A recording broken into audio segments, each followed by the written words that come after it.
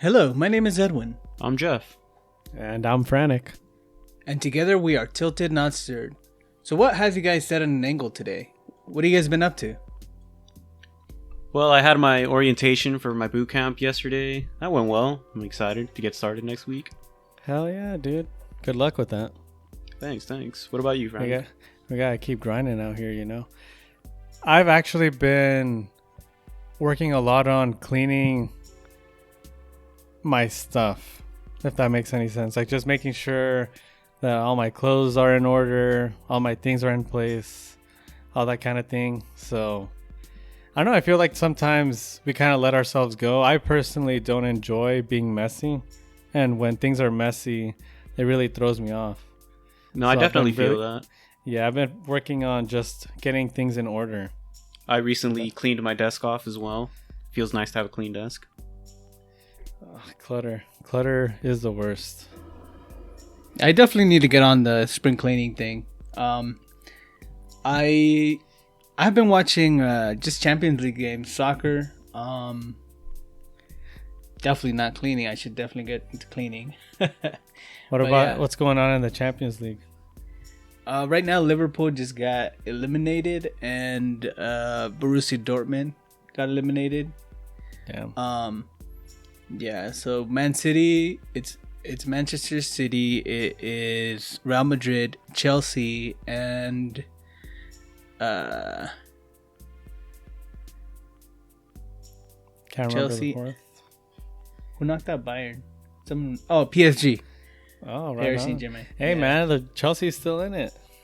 Okay. But they had the easier run to it. So, if you guys don't know, I'm a Chelsea fan. Through Yeah, and through. they through and through. Yeah, they had the easiest run to it. So, I mean, I'm glad Bayern's out because Bayern always They scary. destroys us. Scary. They always destroy us. So, at least with PSG, we have a shot. And because they're super inconsistent, but you know, we'll see what happens. And what do you guys want to talk about today? Well, as the viewers may know, I've been playing Legend of Zelda for quite a while now. And I was just thinking, like, what do you guys like to do in terms of like nostalgic stuff? Because I started watching a stream where the guy owns like a retro game store, and that's kind of what brought me back into the space of retro gaming, and it got me in that headspace of like, oh man, nostalgia. So just wanted to pose that question to you. Wait, so this guy just sell things, or what does he do? His game store. Yeah, so he owns a retro game store in Seattle. It's DS Koopa for those who wants to look him out. Highly recommend his channel. And all he does is take an inventory, so he'll like show off, oh, here's what we got in for trade-ins today. He'll make sure everything's working. He actually does repairs on consoles and stuff. And it's just a cool, chill place to hang out. Right on. I've been wanting to buy one of those Guitar Hero guitars so I can play on my computer. So yeah, if you see one of those, let me know. I don't think Guitar Hero or any of that is. That's not cool enough for a emulation. retro. No, That's definitely like, retro. How do you get that on your computer? Emulation? There's a game called Clone Hero. I haven't installed it on my own computer, but a buddy of mine had it on his laptop, and we were legit jamming out in one of our classrooms to all the classic Guitar Hero stuff. Okay, that's cool. Yeah, it was good times. As far as nostalgia goes, I don't know. I mean, the simpler times, right? Yeah. Before I knew how much of a shitstorm the world was. I mean, honestly, back in the day, just going outside with all the kids on the block playing soccer, that was the time to be alive. Yeah, I do feel like we're missing that in today's youth. I remember my friend coming up, knocking on the door. I'd go outside. My mom wouldn't see me for like 5 hours. I'd come in and Yeah. I'd be completely filthy. Shit, my mom would be like, "Why are you home? Go outside. What are you doing here?" Yeah, we used to play shirts versus skins in the snow in Washington. And it was one of those things that we used to play soccer and it would just be cold but nobody cared because we were out there running around. It was really fun. I'm definitely very nostalgic for the past of playing like soccer with all the neighbors. Soccer at school. It's one of those things that soccer's always. I mean, I'm like right now while I'm doing this podcast, I'm wearing a Belgium shirt, and I've always been super entrenched with soccer. I've been mentioned in the past that in the podcast that I play FIFA. Even though the game hates me and I hate it sometimes. But it's just I just can't quit it.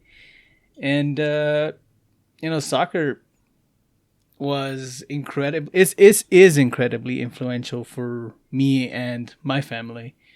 And growing up, my soccer players of the past that I look up to was like Ronaldo.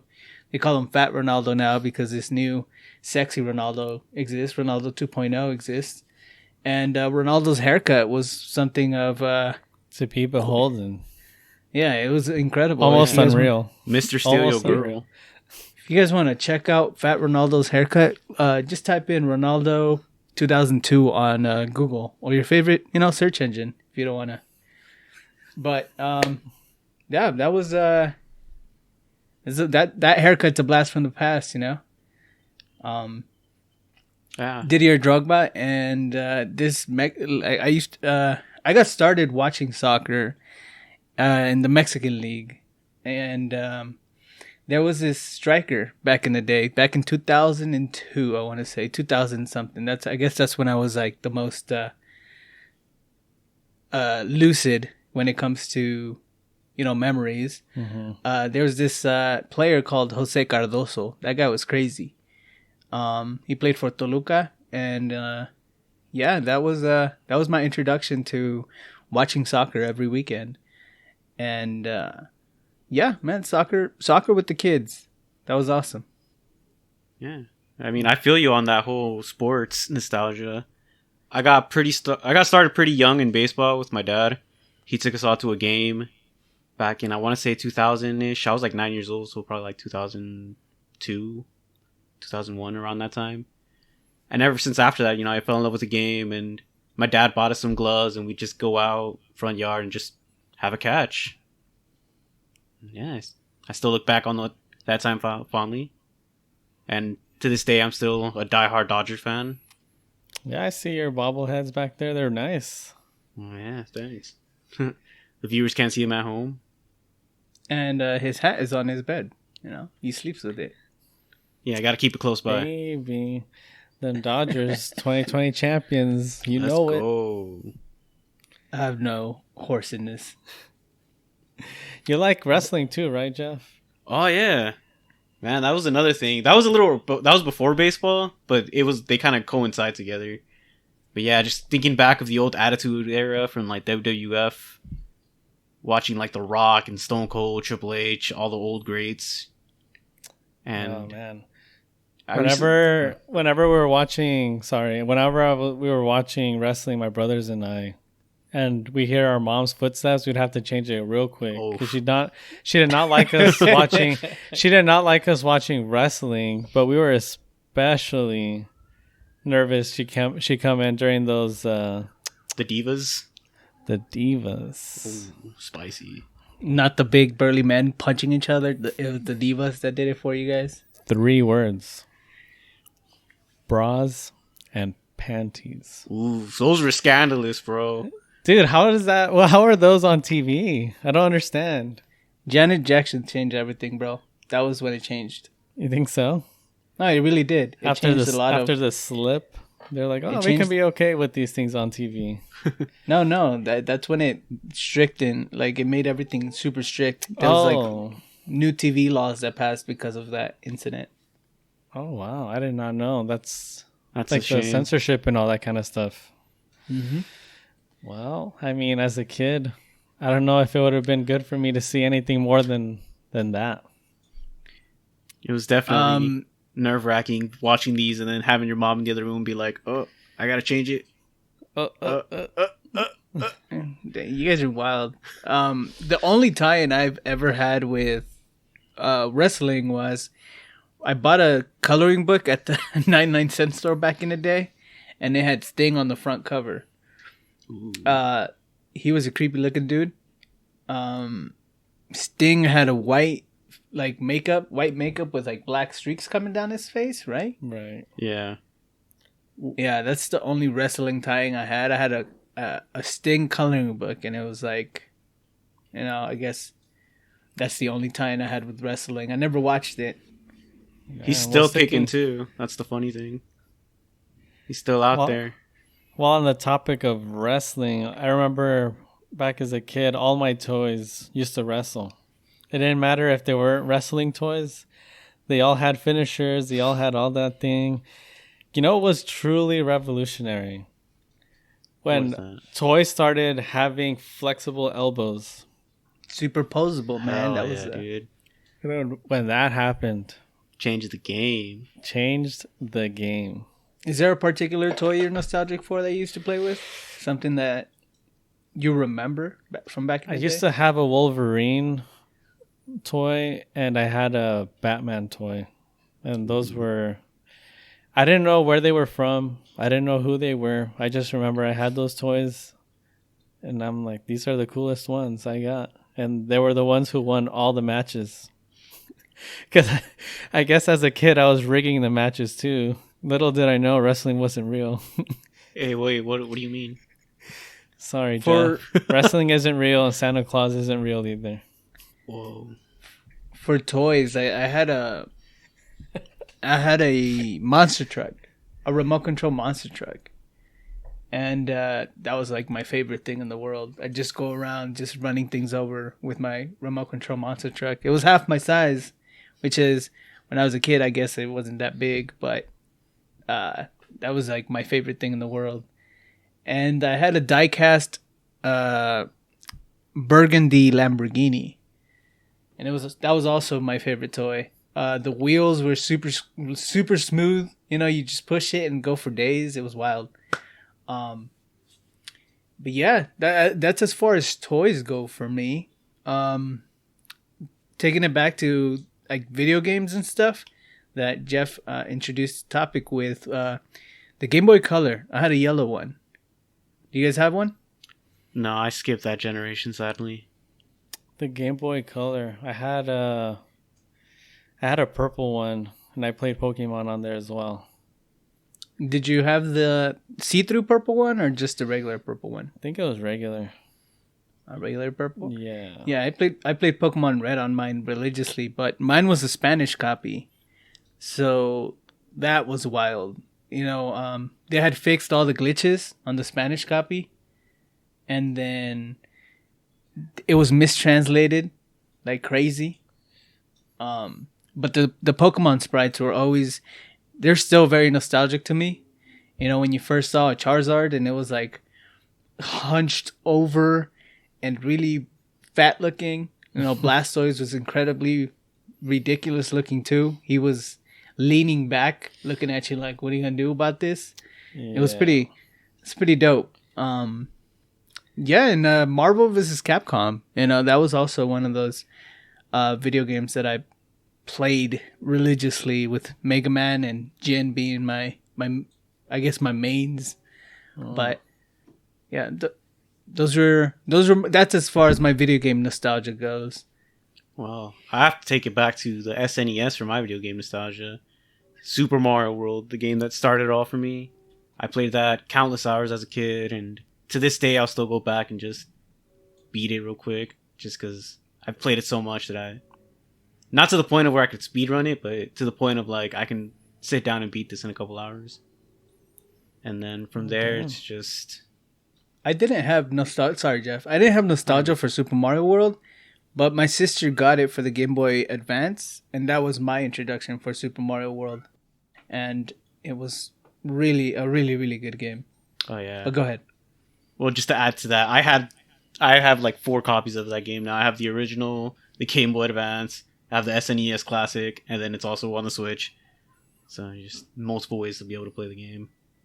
But after the SNES, it's mostly just 64. I didn't play too much. The GameCube was what really brought me into like a true gaming experience as far as like Melee and all the Mario games. And then I tied that back into like the Game Boy Advance, where I just played that a lot as well. Shout out to Mario Sunshine. That game is yeah. not as bad as everybody says. Don't listen to everybody else. Play the game for yourself. That game's amazing. And I will not have Mario Sunshine slander. It was a tough act to follow from 64, but I did it. When you said 64, it triggered an old memory of mine. Back in the, what was I, in the 3rd grade? There was a reading competition, and I guess I was the one who read the most books in the 3rd grade of all the 3rd graders. And it was a Pokemon themed competition. We legit took the winners got a goodie bag, and in it was the Pokemon Stadium game.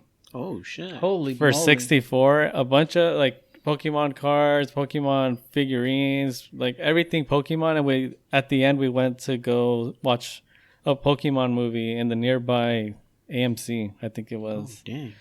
What a prize. Yeah, And from there I started playing the Nintendo 64 so much, and that was, I don't know, just the fondest memories playing Pokemon Stadium.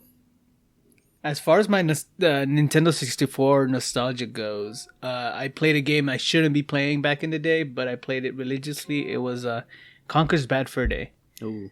Ooh. Man, that was a remake that I wanted to see. I don't know about jumping on sunflower titties nowadays, you know. I'm pretty sure it's on Game Pass. It isn't. It isn't. Wow, that's He a shocker. checked. I definitely checked. Let's see. I definitely wanted to, honestly, accelerated reading, accelerated reader. That was a program that got you the Pokemon theme. Is that the same one that got me my tickets for a free pan pizza at Pizza Hut? Yeah, I believe so. I think we did reading counts. I think that's what the program was called. That was back when I used to read books. I do not read a single book now. I might have read from that point. Well, in middle school, I still did reading counts. But after that, I think I might have read 2 books since I started high school, like fully. Even the ones that were assigned, I just didn't read them. Sorry about that. No, that was it. I just want to let the viewers know, or the listeners rather, that I'm uncultured. So exactly what, like I told you, I was going to mention accelerated reader because my prize wasn't as crazy as yours was, but it was really formative. It really changed who I was. So we used to get accelerated reader would work like the longer the book, the more points you got, stuff like that. And that's how I read Harry Potter. And that's how I know the size of that giant book that I mentioned in that last episode. Harry Potter and the Goblet of Fire. It was crazy, crazy big. But my prize, I guess, for being one of the top readers was that they all put us in a bus. This was in Washington. They put us in a bus. They said, hey, you guys are not going to have school for the day. We're going to go out and do stuff. And they took us to go watch Shrek. Wow. All right, nice. Hey, the Shrek series, dude. Those are funny movies. They're especially funny if you see them nowadays with an adult mind, you know. But the innuendos are great. Yeah, it was absolutely a crazy movie to be, subjected to. But you know which movies had shitty innuendos? The Disney movies. Hey, they still had them though. They had them, but I don't know. I rewatched them. Maybe it's just because I hate Disney now. I used to, as a kid, those were my favorite movies, but now I'm very indifferent towards Disney. And why do you hate them?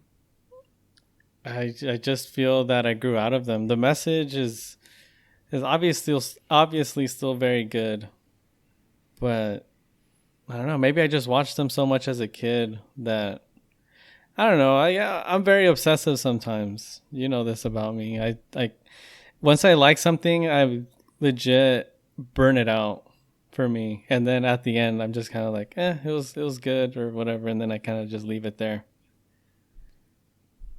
My Disney experience just ends and starts at Pixar. Pixar, sometimes, the Disney Animation Studio, which I found out they're totally different because of Wreck-It Ralph, actually.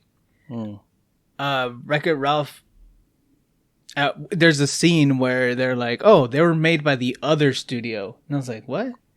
Turns out Pixar and Disney Animation do different things, but they kind of look similar. So Brave, I think, is a Disney Animation, not Pixar, which is wild. I can kind of see the similar animation style. Mm-hmm. I thought it was a Pixar movie. I do like the Wreck-It Ralph and Brave. That kind of animation style looks really nice. Yeah, it caught me by surprise. I was like, oh, a princess movie, and it was actually pretty damn amazing. Well, my intro to Disney movies was through Mulan. That's like the very first movie I saw in theaters, I think. And I liked it a lot. Still one of my favorites. And then from there, obviously Toy Story 1 and 2. I'm man enough to admit that I cried at 3. I was a gut-wrenching scene at the end there. Hey man, toxic masculinity, you can cry. I didn't cry. What you mean? What are you, some sort of sissy? Field of Dreams is another good movie if you want to cry on, but we'll keep it with Disney. Field of Dreams. Field of Dreams. The first Pokemon movie? I mean, the first Pokemon I cried in the first Pokemon movie. Oh, yeah, man. Seeing Pikachu just gut-wrenched as Ash turns into stone. It's fucked up. The one of the first movies I remember being taken to go watch at the theater was Pokemon 2000. And my parents took it as nap time. As soon as they got there, they fell asleep, and I was like full in on the movie. It was a wonderful experience for me. Nice. Yeah, I don't know about any of the newer Pokemon stuff, but I know the old movies did not miss. Those first the first two generations in the movies that they made from those. The third one wasn't good. Which one's the third one? The Entei one? That one was bad. The Lugia one wasn't good. One, I think Lugia's second, right? Lugia is the Pokemon 2000 movie, yeah. Oh, okay. But the Entei one wasn't good. But are you guys nostalgic for foods or anything of the sort? Anything that was, as a kid, your favorite thing? No. My taste buds have definitely changed. Sorry, Brandon. The only thing I would say that I miss is the Uncrustables and those kind of foods, the prepackaged foods, because I read the nutritional facts now, and there's no way that I can possibly eat something that has so many fats and calories and so little nutrients. Especially Uncrustables, or what, they're like 300 a pop, 300 calories a pop. I was just greatly disappointed. I was like, oh wow, cool, Uncrustables, let me try this again, and I'm like, wait, no, it's not worth it. Wait, how old are Uncrustables? I just found out about them I guess it was not. I mean, I had them during elementary, so plus minus 10 years. What, really? Could be, maybe. Elementary school peanut butter and jelly sandwiches were the graham cookie ones. They were like graham crackers. Yeah. I wasn't a fan and they had like peanut butter and jelly on them, and they were wrapped like an ice cream sandwich to make them seem fun. Well, you were in Washington, right? Yeah. No, they had those at my school as well. Those are the same. That's a public school ass food. Yeah. In Washington, we had multicultural days. So like on Monday, we would eat ramen, and like Japanese day, and everybody had a kimono. That was freaking awesome. You went to a nice one. Yeah. Yeah. We'd all wear kimonos and eat Japanese food, but they'd only give us fucking cup noodles. Oh, that was your ramen? Never mind. Yeah, I'm good. That was our ramen, dude. It was funny. Now that you think about it, and like I think Tuesdays were Mexican Day, where they give hard shell tacos to everybody. Ooh, yummy. They tried their best. But for me, food, I guess the Tangerine Altoids, they're discontinued now, but I used to buy those, and they used to shred the top of your mouth. Like, they were super. I mean, they're amazing. They were in this little iron container, not iron. I guess some Tin. a tin container. Yeah. Wow, I said iron. Tin container, and they were amazing. They were nice and sour, and just destroy your mouth. It was some good times. Yeah, I mean, I don't have any experiences, any memories at all for food. Not for food, but for prices. I remember I used to have dollar ice cream. Oh yeah, y'all remember the paletero man or the elotero man? That inflation's ridiculous. I remember back in the day, you'd go out with $1, get yourself an elote and like a raspado, and you'd be set. And now a raspado's like $1, an elote is like $2. Yeah, I remember insane. my look when I went to the ice cream truck with my $1, and they're like, "Oh, sorry, you can't get that one. That one's $1.50." And that's when I felt. I mean, not that we were poor, but I mean, we're definitely, I guess you could say struggling, and my $1 made me truly feel now like, wow, maybe I am poor. I just got a This blast is from poverty. a blast from the past, right? You guys just mentioned that the bomb pops were my best friend. You got the most bang for your buck. For $1, you got this huge. You got a giant pop. It was wild. Another thing I used to do, we used to go to this convenience store that was right across the street from us, and they had those flavored Tootsie Rolls, fruit flavored Tootsie Rolls. Mm-hmm. You can get 100 of those for $1. Oh what? Jesus. Yeah. That was No wonder I got those during on Halloween. Now I know why I got a lot of those, because those are so cheap to buy, I guess.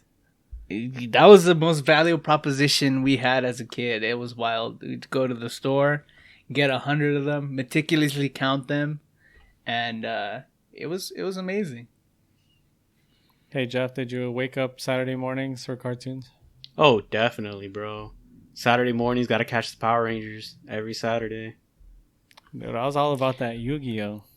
Yu-Gi-Oh? Yeah, Yu-Gi-Oh too. Yu-Gi-Oh. That was a little later. I was just there, just like, popping off. Like, the thing now that I think about Yu-Gi-Oh, I don't play, but I do know somewhat how the game is played. And thinking back at how the show did not abide by the trading card game rules, it really ruined Yu-Gi-Oh for me. Yeah, the show. I was strictly Pokemon. That's it. Like everybody keeps like whenever I hear people talk about the nostalgic cartoons that they used to watch, I watched Pokemon or nothing. It was Pokemon or nothing. That was it, though? What else you watch? Apparently nothing else. You don't have the same story? Everyone seems to have the same, I watched Batman, I watched Spider-Man, I watched X-Men, Pokemon, I never Yu-Gi-Oh. watched that. I watched all of them. I woke up in the morning and just watched all of them. Up until the cartoons were over. I forget what show comes up after. Was it Channel 5? Yeah. The KW? KW. It was Fox for a little bit, and then KW popped off when they got like Yu-Gi-Oh! And Pokemon, Jackie Chan Adventures, Static Shock. And what about Gargoyles, though? Do you guys watch Gargoyles? I watched it. I Was can't that remember a Disney much show? about it. Or was it a Fox? I don't remember what channel it was, but I guess I used to watch Gargoyles. Okay. And Pokemon. Mm-hmm, mm-hmm. It's kind of interesting how when we talk, it unlocks a memory that, hey, I didn't really think about this. It's like someone's talking about something, and then boom, I remember, when I went to the cinema for the first time, it was to watch, Pokemon 2000 or something like that. It's kind of funny. Things that you don't like they're stored away in the file cabinets, and there's spider webs on them, and it's just like, oh wait, I have this file. Let me look for it real quick. Yeah, that's pretty fantastic. Definitely put a smile on my face to remember all those silly little things that you value as a kid. You still bring those with you, So that brings us to the end of the episode. Remember to cherish your past and stay open for the present and future. The only constant is change. Right on, man. Remember, y'all, you can reach us at our website at tiltednotsir.com, where you'll find links to our Instagram, Twitter, Reddit, all that social media goodness. You can listen to us on Google Play, iTunes, Spotify, and YouTube. All right. Y'all have a good one. You guys have a great day. Adios, amigos.